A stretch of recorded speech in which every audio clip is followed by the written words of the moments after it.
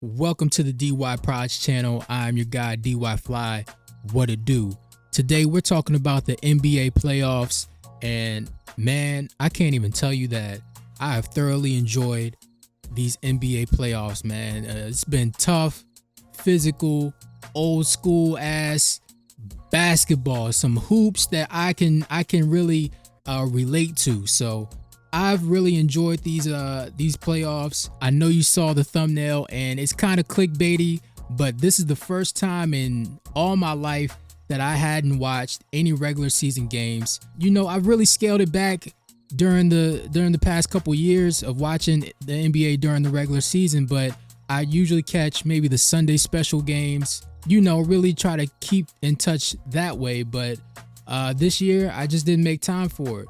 But YouTube is a beautiful place, and with these content creators, I was able to really just stay in touch, stay in tune with some of the storylines and some of the teams that's really coming along. So, but ever since the playoffs have started, I've been completely locked in. I've seen pretty much every game in the West. Missed a couple games in the first round in the East, but yeah, man, just a couple points before I go and talk about the conference matchups. Number one, so it seems like there is no up and coming team that has to beat an old guard team that's been around and knock them off for them to get to the championship. So back in the late 90s, you know, you had the Utah Jazz. They were the top of the mountain in the West. Then finally San Antonio and the Lakers broke through. They started running things in the West. It was going back and forth throughout the 2000s. The East was pretty fluid at that time, but you know, the Lakers, they were really the litmus test for the West. And then in the 2010s, you have Golden State. You know, they were the big dog on campus. They ran the yard for a bit. You thought that OKC, they would be the one to break through until Kevin Durant left. And of course, in the East, you had Miami Heat and Cleveland, wherever LeBron was. But ever since 2019, we've had a different champion every single year. 2019, you had the Kawhi Leonard Raptors. 2020, you had the LeBron Lakers in the bubble. And 2021, you have the Giannis Bucks. 2022, you have the Stephen Curry Golden State Warriors. And then 2023, you have Joker's Nuggets. And then last year, of course, you have Jason Tatum and Jalen Brown's Boston Celtics. So there is no old guard that needs to that kind of runs the yard, and no up and coming team to really knock them down. Like we thought that Grizzlies team with Ja Morant and Bane, we thought they would be it to really run the West, but we saw what happened as soon as Ja Morant made that comment. Who do you look at around the league as you're studying and say, we're going to have to run through them? Celtics. No one in the West? Nah, I'm fine in the West. Number two, East Coast basketball, at least the fandom is so much better than West Coast basketball. Just seeing Madison Square Garden being rocking since the Knicks have been in the playoffs, it's just been amazing, man. It's been amazing. Like every single play is under a microscope, and you get that East Coast flavor, man. You're not getting that in Golden State. You're not getting that in with the Denver Nuggets. Even Boston, the TD Garden, they've been rocking. That's why Philly needs to come back. Philly needs to get their stuff together so those Philly fans can get in the mix. Yeah, even the Pacers and the Magic to some extent. Like East Coast fans, they're just better than West Coast fans. They're just more passionate.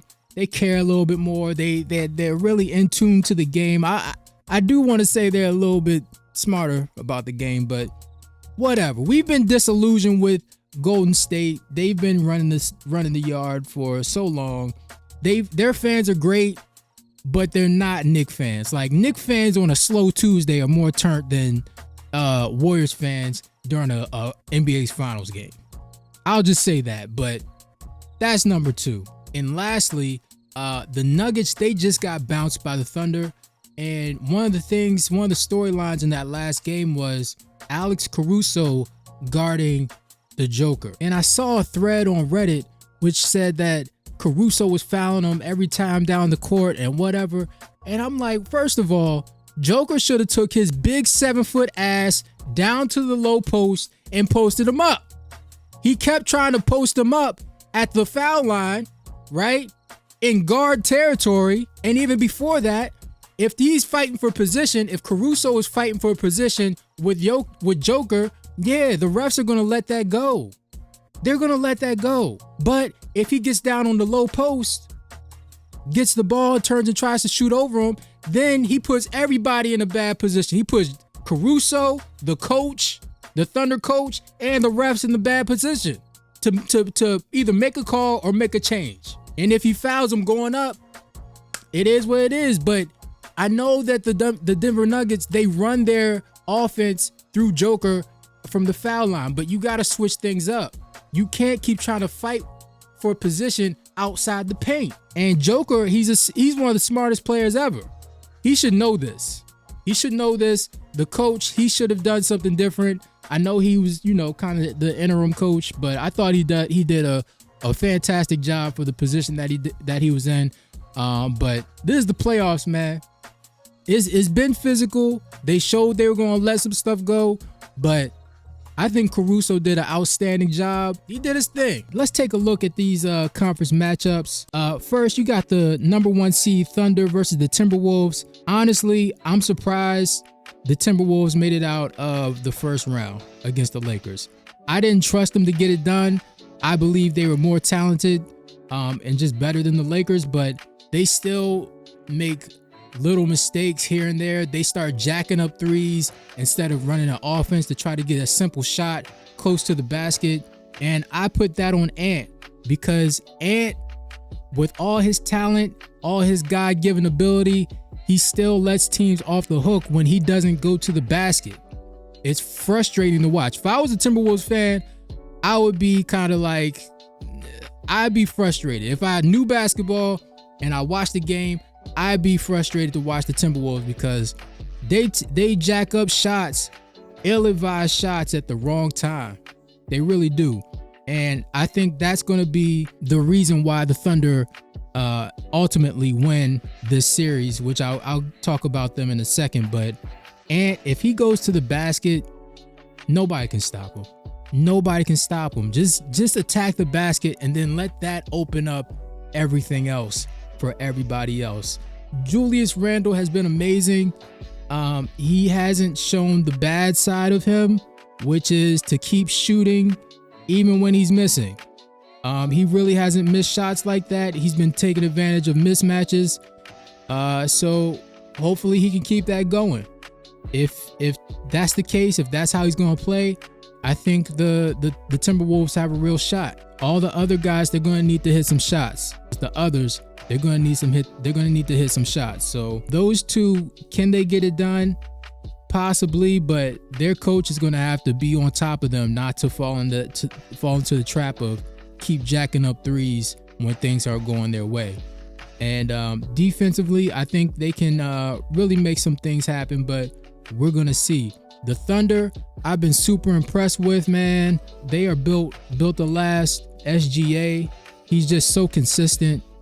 He gets great shots after great shots after great shot. His supporting cast, they know their role. They don't take bad shots, really. They pass the ball. You see they like playing with each other. The way they move the ball is a pleasure to watch. Chet, I think he's going to be big. And maybe Hartenstein. I think he might be pretty big in this series too. If they get Rudy out of the game, maybe they can go to their smaller lineup and then really take advantage that way. But I think the difference in this series is going to be the Thunder capitalizing on the Timberwolves' mistakes.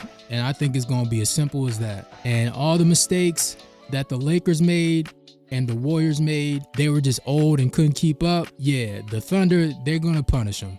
They're really going to punish them. So we'll see what happens. I got the Thunder in 6. I think I got the Thunder in 5 or 6. We'll see what happens, but the Thunder's ultimately going to win. But yeah, moving on to the East Coast matchup with the Pacers and the Knicks. The Knicks, they have home court advantage, so that should help a little bit, but I think the Pacers are just better. But they've been impressive, man. I like their team. Tyrese Halliburton, he is very talented. He it was voted one of the most overrated players, or the most overrated player in the league. He's been telling everybody to shut up, shut your face, and he's been putting it on. So he's been showing up and showing out for his team. He's been stepping up. He does have like a real punchable face. I see that. Like anybody that's hooped and, you know, that's had a group of players around, they've always had this dude that just, you know, you don't just talked a lot.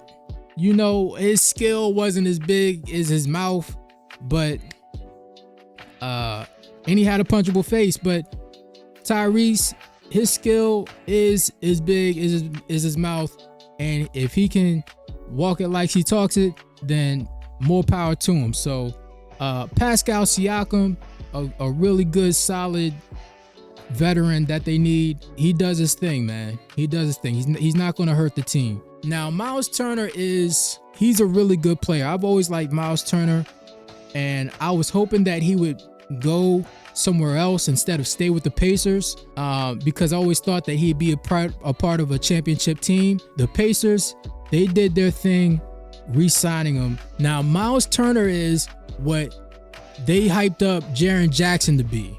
All right?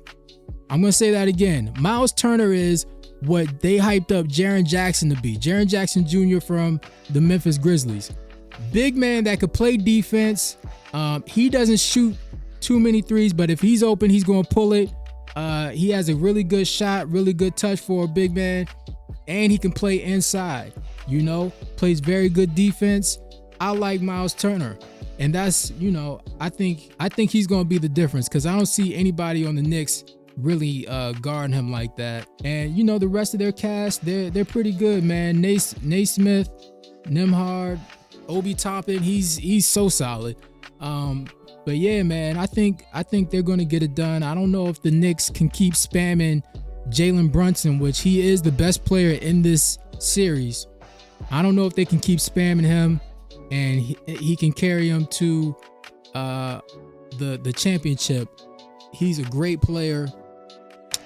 Super clutch. Lord have mercy. He's been hitting shots all over the place. Karl Anthony Towns, can he step up? We're gonna find out. Cat's been playing well, yo. Cat's been playing well. Josh Hart, he was never made for LA. He is built for the Knicks. He's a tough, hard-nosed player under Tibbs and with the Knicks. Yeah, man. I like this fit. I like Josh Hart. Mikal Bridges, he's been cooking lately on the offensive end. So if they can get a little bit more out of him, then I think they're really gonna need that. OG Anunoby, he's all right. He's all right. He's a tough player, hustles a lot, but is that gonna be enough to get it done? Mitchell Robinson, ooh. Yeah, man. It's a good thing he's big, yo, because Clumsy might be his middle name. But everybody else, I don't know, is that gonna be enough? I like the point guard, McBride. He does his thing, and spelling Jalen Brunson. We'll see. All in all, I think the Pacers are going to take it. Yeah, man, I could be wrong, but the Knicks, it's tough. I'm gonna say this thing goes 7. I'm gonna say this thing goes all the way. It goes to 7. We're gonna see what happens, but hit the like button. It's me versus the algorithm. You know the deal. Nigga, you gonna get down or you gonna fucking lay down?